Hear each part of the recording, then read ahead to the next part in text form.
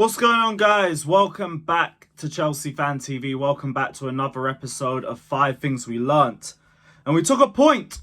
We took a point away from Villa Park from 2-0 down and a position where I thought we were going to hold another battering. Turns out, we actually had a little bit about us in that second half. First thing I want to say is I want to shout out the players for their resiliency. Because at 2-0, I really thought everyone was just going to crawl back into their shells and we were going to concede another 3 and it was going to be yet another embarrassing away day. But thankfully, we kept our heads on, we kept pressing, we kept attacking, and we managed to leave with something. But we're going to delve into everything surrounding the game within the next minute. We do just have to shout out our sponsors. So big up to Match Bingo. As always, this is Bingo over Twist. Instead of numbers, you have fouls, goals, offsides, and other key moments on the pitch that you're trying to predict. Games are capped at £2, so you don't have to worry about being responsible. They also offer free games if you're just looking to try it out, with 35% of all profits going to the Stroke Association. So guys, click the link, download the app right now, and join us over there on Match Bingo. Big up to everybody, and yeah, let's get into the game because we started that first half exactly like we did against Arsenal. Not confident, timid, individualistic, and then we conceded in like 4 minutes. Awful set of mistakes, both from the referee and from individuals. Madueke lazy off the ball. You could argue Chalobah and Badiashile both could have done a lot better as well in the build-up. And we go 1-0 down to a deflection of Cucurella. We start getting back into the game a little bit more, but it's more because Villa know our weakness. You sit back and you just wait for Chelsea to make a mistake, and that's exactly what they did. And they kept hitting us on transition. There was a lot of cluelessness in the final third, and then we conceded the second goal, and like the second goal was just a massive howler between both Petrovic, Chalobah, and Silva. Because Petrovic is yet another near post strike. But both Chalobah and Silva could be getting a block on that as well. It goes between the pair of them. And to be honest, that kind of defends Petrovic a little bit. Because if you have 2 defenders blocking you, maybe you see the shot too late and you can't really handle it. So maybe it's not even Petrovic's fault on that second one. But we go in at half-time, 2-0 down. Jackson's missed a good header. He's scored one chance off a brilliant Caicedo pass, but it's gone offside. Caicedo's passing was sensational, by the way. Then we go into the second half. And this is my first point because I want to say credit to Pochettino for the tactical change because it's the first time I've ever seen him make a tactical adjustment.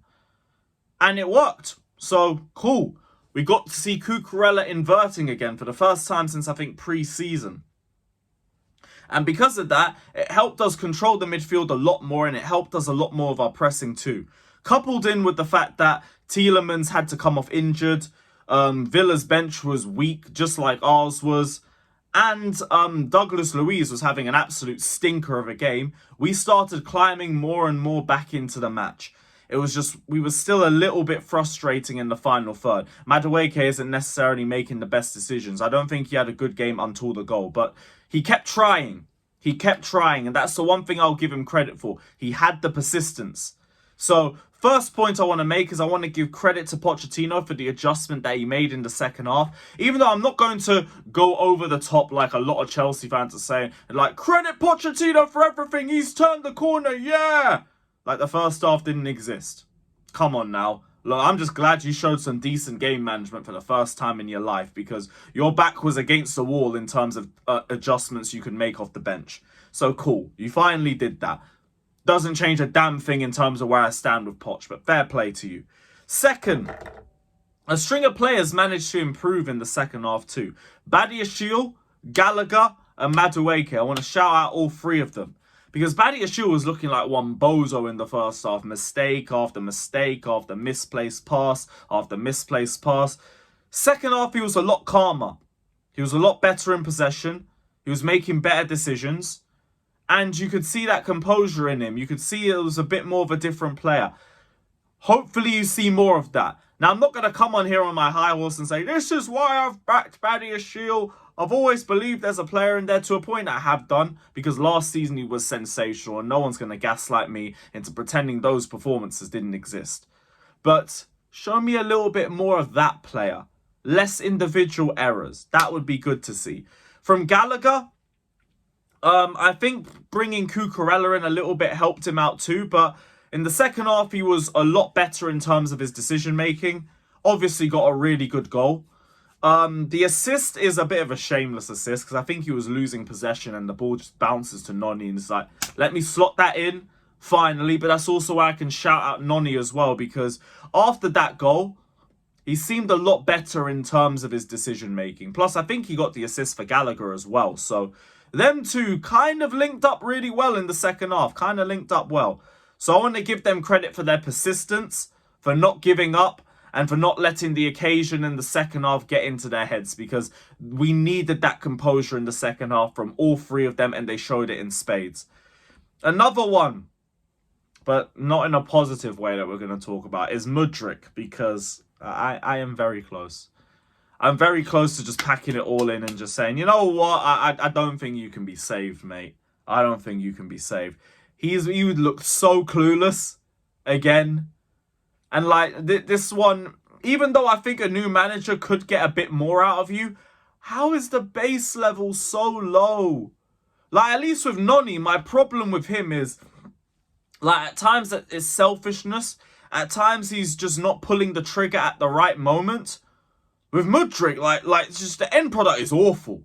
It's absolutely awful. The touches are atrocious at times. The finishing, he will always try and cut in and shoot, and it always just goes out for a corner. Always. And it's, in the second half, it got to the point where the team didn't want to pass to him. They were just like, oh, no, is that Mudryk? No, back to the right. I think he got like 2 or 3 passes in the space of 20 minutes.